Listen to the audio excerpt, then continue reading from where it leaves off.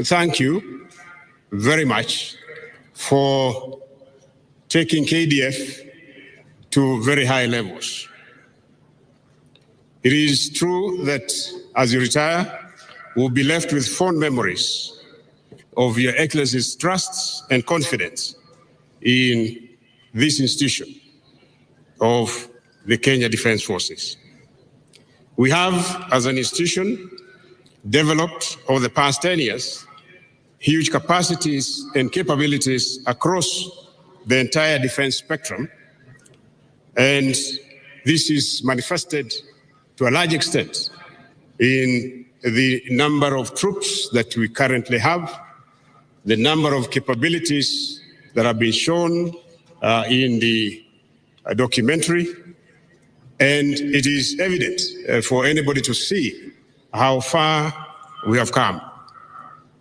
Today, we are proud to have a human resource that is skilled in critical disciplines ranging from top-notch soldiering, who indeed are the arrowhead of the KDF, to adept logisticians who support the arrowhead in all dimensions. Your Excellency, you must be proud as you relinquish command on Tuesday that you have left behind one of the finest military institutions in this continent. This we continue to promise that we will continue to execute our mandate of protecting the territorial integrity of Kenya in keeping with our motto, Ulinzi Daima. Your Excellency, I know we've been here for long, and with that, sir, allow me once again to, on behalf of the entire KDF fraternity, to thank you very much, and we look forward to interacting with you even in your retirement. May I now humbly invite Your Excellency to address your officers, the service members, and our dear families during this very auspicious occasion. Your Excellency, sir.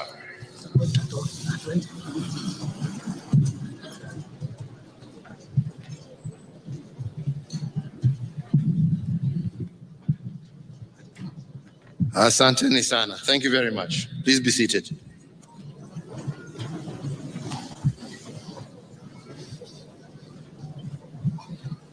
Honorable Cabinet Secretaries here present, CDF, VCDF, service commanders, all general officers serving and those retired, and service members, officers of KDF, your families who are here present, these wonderful school children who have entertained us. Hamjambo. Hamjambo tena. KDF. KDF. Asanteni sana.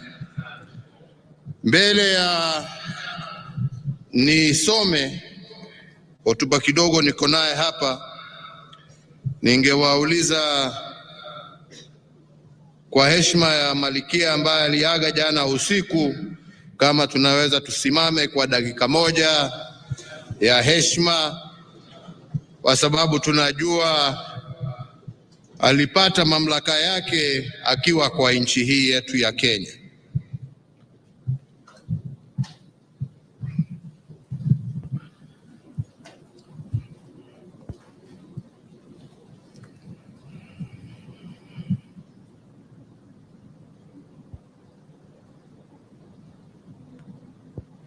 Asanteni sana na washukuru.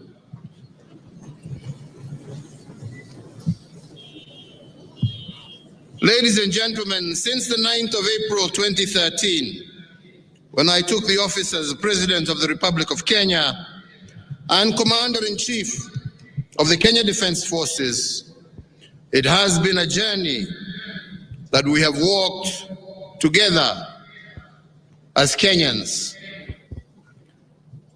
I take this opportunity to most sincerely thank all Kenyans for their extraordinary support which they have lent me, which made and continues to make significant contributions towards the prosperity of our nation.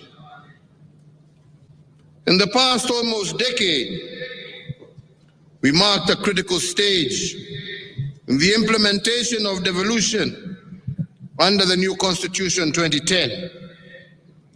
This system of governance was a vehicle of bridging inequalities and enhancing service delivery to our people.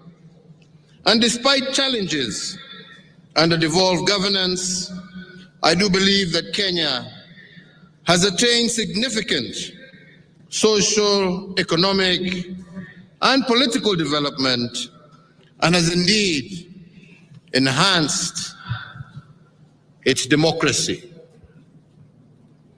Our nation, Kenya, continues to be a beacon of peace in the region. The stability and peaceful environment has enabled meaningful development across this country. And to this end, I must note that government institutions collectively undertook various roles to ensure this service delivery. However, it cannot be gainsaid that national security and stability are integral parts of our development. The ever-changing security environment and dynamism called for proactive security apparatuses. The security sector has adequately espoused robust measures to mitigate unprecedented domestic as well as transnational terrorism threats. Indeed, our multi-agency engagement and efforts ensured that the security of our country, but also the stability of our region. And indeed, the commitment of KDF and indeed all our security agencies to performing their duties within and beyond our borders has been priceless.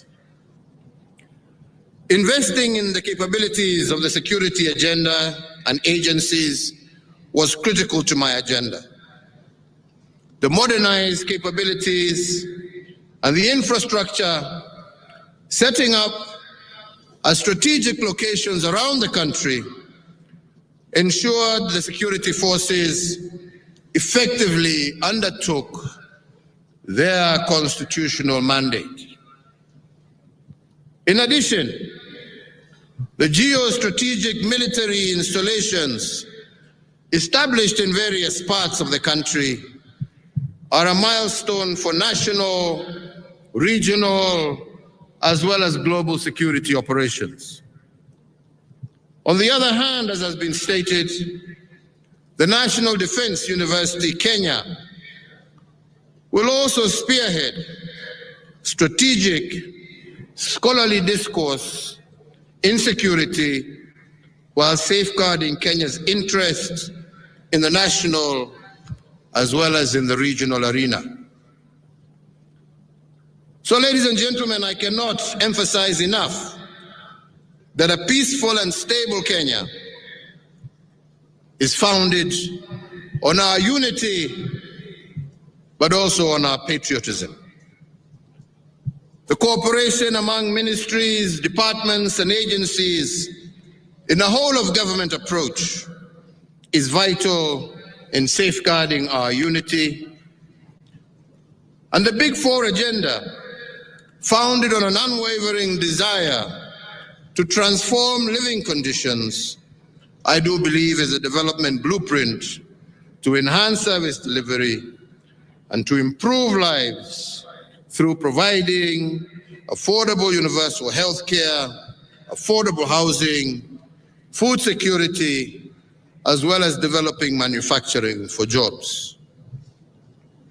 Whereas challenges remain, ladies and gentlemen, I do believe that there are several bright spots and good practices across our 47 counties. In actualizing the Big Four action plan on the affordable healthcare pillar, hospitals have been constructed and rehabilitated across the country in Nairobi, Nyamira, Nyeri, Kiambu, Wajir, Samburu, Busia, just to name a few. But also in recognition of the role played by our security agencies, there has also been significant efforts in the construction of regional KDF hospitals in Nairobi, Isiolo, Eldoret, Nakuru, and soon Mombasa, amongst others, not to mention the police hospital and the prisons hospital, which are also now complete. These facilities will be able to offer specialized health services to all our security forces. So the infrastructure development during my tenure was affirmation of the promise to transform Kenya as a strategic frontier featuring strategic prioritized projects. These include the construction of the SDR, the road network across our country, including the Nairobi Expressway, Kenya's new shipyards in Mombasa and Kisumu, have all put our country on a global trajectory. In addition, ICT infrastructure has also enhanced the digitization of government services, not to mention an expanded electricity, as well as water connections to households across the country.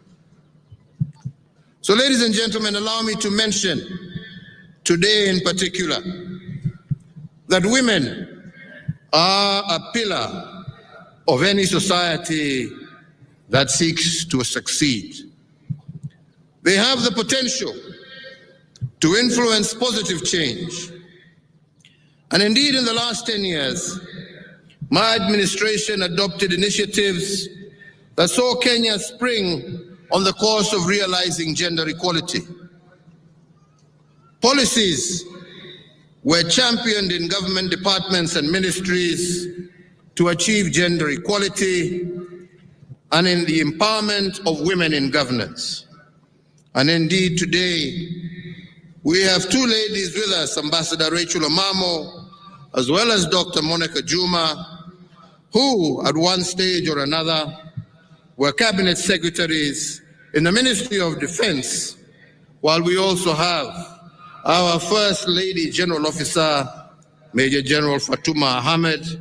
And I believe that all of this is progress towards involving and ensuring that gender is taken into account in all policies and in all areas of governance. So, ladies and gentlemen, to UKDF, I want to pay particular tribute. I appreciate the support and participation that KDF has rendered not just in the security sector, but also in our national development. We cannot underscore the incredible role that you have had in rehabilitating key infrastructure across the country that had been once upon a time left dilapidated. The Nairobi Nyanyuki, the Nairobi Nakuru Kisumu meter gauge railway, the Kisumu dockyard, Mbita Causeway, the Kenya Meat Commission, just a few. And all these are a dream that have come true to many Kenyans whose contribution to livelihoods, our people, will be hugely impactful, especially to those who live in pastoral areas who now have a consistent and ready market for their livestock. Furthermore, under the affordable housing pillar, through the public-private partnership, the construction of 3,500 housing units for service members in Nairobi, Mombasa, Nakuru, and Nyanyuki has commenced, as well as the NCO facility that is being developed in Gilgil. To support the preservation as well as presentation of our history and our cultural heritage, the KDF led a multi-agency team in the construction of the Uhuru Gardens National Monument and Museum, which will be a central place for the preservation of our history and heritage.